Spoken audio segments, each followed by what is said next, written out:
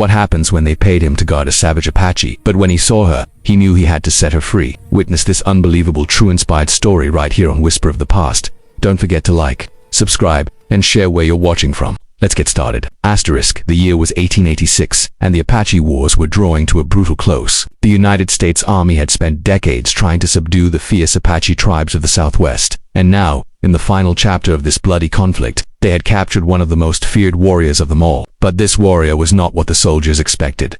Asterisk, Captain James Thornton had seen his share of violence on the frontier. 20 years of military service had hardened him into a man who followed orders without question. When his commanding officer assigned him to guard a dangerous Apache prisoner being transported to a reservation in Florida, he accepted the duty with the same grim determination he brought to every mission. The pay was good, triple his usual wage, because the prisoner was considered extremely dangerous. Asterisk, they told him she was a savage. They told him she had killed 3 soldiers during her capture. They told him not to be fooled by her appearance, that Apache women could be just as deadly as the men. Captain Thornton nodded, checked his rifle, and prepared to meet this so-called monster. Asterisk, when they brought her into the holding cell at Fort Bowie, Thornton felt something shift inside him. The woman before him couldn't have been more than 25 years old. Her name was Nalin, which meant maiden in her native tongue. Her hands were bound with rough rope that had already cut into her wrists, leaving angry red marks. Her dress, traditional Apache buckskin, was torn and stained with blood, though whether it was hers or someone else's, he couldn't tell. Asterisk, but it was her eyes that stopped him cold. They weren't filled with the savage hatred he'd been warned about. Instead, he saw something far more disturbing, a profound dignity mixed with unbearable grief. These were the eyes of someone who had lost everything and knew that more loss was still to come. Asterisk, the journey from Arizona to Florida would take weeks. Thornton was responsible for keeping her secured and ensuring she arrived alive. The army wanted to make an example of her, to show the remaining Apache bands that resistance was futile. She would be paraded as a trophy, a symbol of defeated rebellion.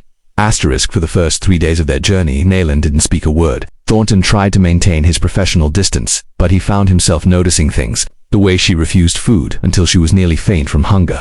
Not out of stubbornness, but because eating the army's rations felt like accepting defeat. The way she turned her face to the sun each morning, whispering prayers in her native language. The way she flinched when soldiers came too close, though she never showed fear in her expression. Asterisk, on the 4th night, camped in the New Mexico desert, Thornton made a decision that surprised even himself. He loosened her bonds enough that she could sleep without the rope cutting into her skin. It was a small mercy, one that could get him court-martialed if discovered. Asterisk. She looked at him with those piercing dark eyes and spoke her first words in English. Her voice was rough, as if speaking the language of her captors caused physical pain. Asterisk, why? Asterisk, Thornton had no good answer. He mumbled something about following regulations for humane treatment of prisoners, but they both knew it was more than that. That night, as the rest of the soldiers slept, he found himself unable to rest. He kept thinking about the stories his Apache scout had told him over the years. Stories the army dismissed as savage mythology, but which spoke of a people deeply connected to the land, to family, to honor. Asterisk, the next day, he began to ask her questions. At first, she remained silent, but gradually, perhaps sensing something different in this soldier, she began to answer. She told him about her people, about how the Apache had lived in these mountains and deserts for generations beyond counting. She spoke of her father, a respected warrior who had been killed defending their village from a surprise attack. She described her mother, who had died of smallpox, one of the many diseases the white settlers had brought.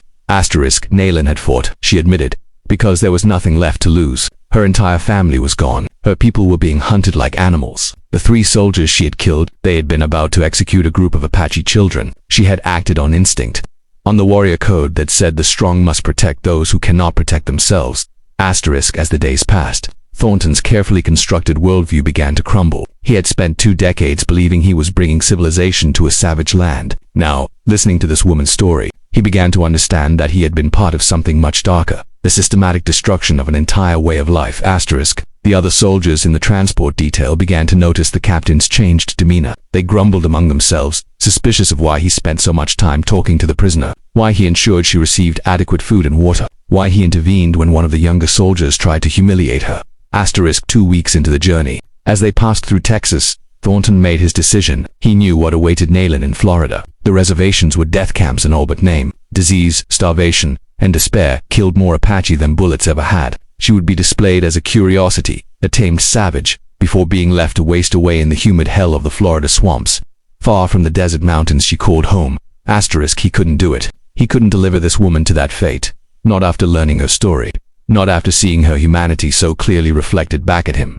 Asterisk, the plan came together in his mind with surprising clarity. They would pass near the Mexican border in 3 days. There were still free Apache bands living in the Sierra Madre Mountains, beyond the reach of the American army. If he could get her across the border, she might have a chance. Asterisk, on the chosen night, Thornton waited until the moon was dark. He had volunteered for the late watch, ensuring he would be alone with Naylin.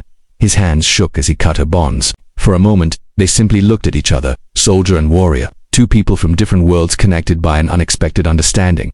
Asterisk, he gave her his canteen, some food, and directions to the border. He couldn't give her a weapon without raising immediate suspicion, but he told her where the Mexican Apache camps were, information he'd gathered from scouts over the years. Asterisk, go, he whispered. Run and don't look back. Asterisk, Naylin hesitated for just a moment. Then she did something that would stay with Thornton for the rest of his life. She placed her hand over his heart and spoke in Apache, words he didn't understand but whose meaning was clear in her eyes. Gratitude, recognition, farewell. Asterisk, then she was gone, disappearing into the desert darkness like a ghost. Asterisk, Thornton reported her escape the next morning, claiming she had somehow freed herself during the night. The investigation that followed was brutal. He was stripped of his rank, court-martialed for negligence, and dishonorably discharged from the army. Everything he had worked for over 20 years vanished in an instant. Asterisk, but he never regretted it. Years later, living as a civilian in a small Arizona town, he heard rumors from travelers passing through. Stories of an Apache woman leading a small band in the Mexican mountains. A warrior woman who had become a symbol of resistance and survival. Asterisk, he never knew for certain if the woman in those stories was Naylin, but on quiet nights, when the desert wind whispered through the canyons, he liked to imagine her out there somewhere, free in the mountains she loved, living the life her people had lived for countless generations. Asterisk, sometimes doing the right thing costs everything. Captain James Thornton had paid that price, and he considered it a bargain, because in setting her free, he had freed something in himself. The weight of blind obedience to an unjust cause.